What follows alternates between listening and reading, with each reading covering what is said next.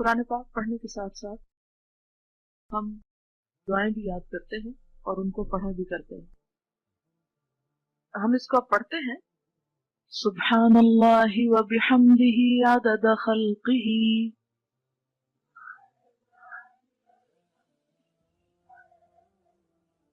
ورضا نفسہ وزنۃ عرشہ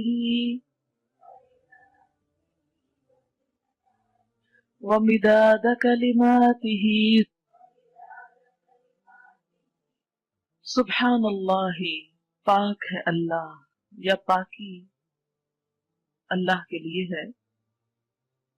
وبحمدہ، اور ساتھ اس کی تعریف کے، یعنی اللہ کی پاکی بیان کرتا ہوں اس کی تعریف کے ساتھ. کتنی پاکی بیان کرتا ہوں، کتنی تسبیح کرتا ہوں؟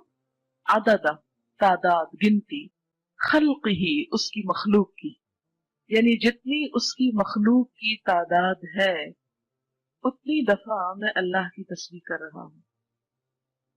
جیسا کہ آپ جانتے ہیں کہ صرف ایک آنکھ کے دیکھنے کے لیے، ایک آنکھ میں، دونوں میں ایک آنکھ میں دیکھتے وقت 70 لاکھ مخروطی خلیے استعمال ہوتے ہیں.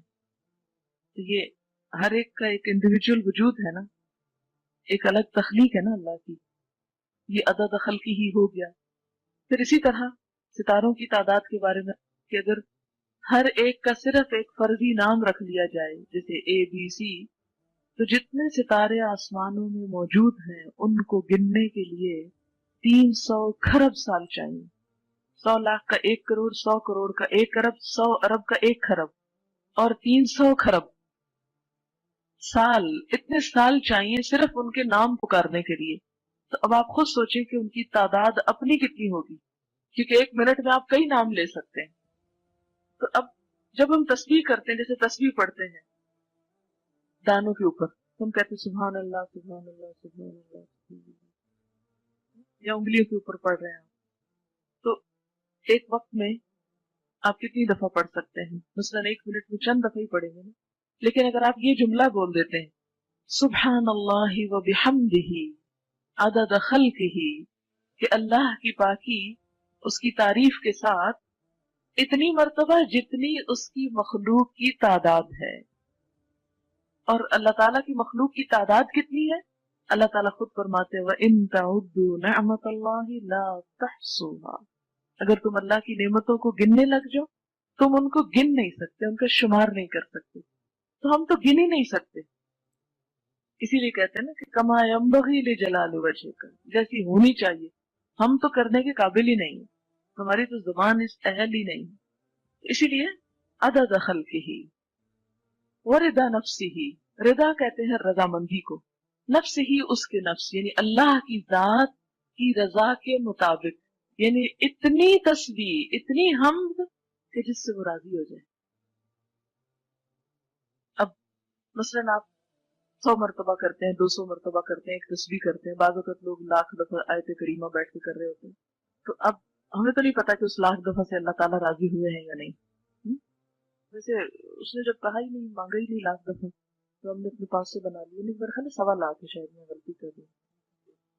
تو پتہ نہیں 25 اور کس نے بڑھائے ہیں، کس نے اپنے ہاتھ میں قانون لے لیا. خیر، اب یہ ہے کہ ہم تو وہ کر ہی نہیں سکتے. تو ہم اللہ تعالیٰ سے یہ درخواست کرتے ہیں کہ یا رب ہم اتنی تیری تعریف کرنا چاہتے ہیں کہ جس سے تیری رضامندی حاصل ہو جائے، تو خوش ہو جائے. وزنۃ عرشہ، اور اس کے عرش کے وزن کے مطابق. وزنۃ عرشہ، اس کے عرش کا وزن کتنا ہے؟ مجھے تو کچھ معلوم نہیں کہ اس کا عرش ہے کتنا. امام مالک نے کہا تھا نا کہ اس کے بارے میں سوال بدعت ہے. سوال بھی مت کرو کہ کیسا ہے وہ، ہمیں نہیں معلوم، بس اتنا پتا ہے کہ وہ ہے. کیسا ہے یہ نہیں معلوم.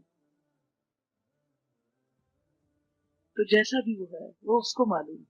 لیکن وہ چونکہ بہت بڑی چیز ہے، وسع کرسیہ السماوات والارض، وہ جتنا بھی ہے اس کے برابر. ومداد کلماتہ، اور اس کے کلمات کی لکھنے میں جتنی سیاہی درکار ہے. مداد کلماتی، اچھا وہ کتنی درکار؟ سورۃ الکہف میں آپ پڑھیں گے اللہ تعالیٰ فرماتے ہیں کہ لو کان البحر مدادا لکلمات ربی لنفد البحر قبل ان ينفد کلمات ربی، کہ اگر یہ سارے سمندر شاہی بن جائیں اور اس سے رب کی باتیں لکھی جانے لگے، اس سے پہلے کہ رب کی باتیں ختم ہو سمندر کی سیاہی ختم ہو جائے۔ ایک اور جگہ آتا ہے کہ 7 سمندر اور بھی آپ ڈال لیں اور اس کو سیاہی بنا لیں اور لکھنا شروع کر دیں تو رب کی باتیں ختم نہیں ہو سکتی۔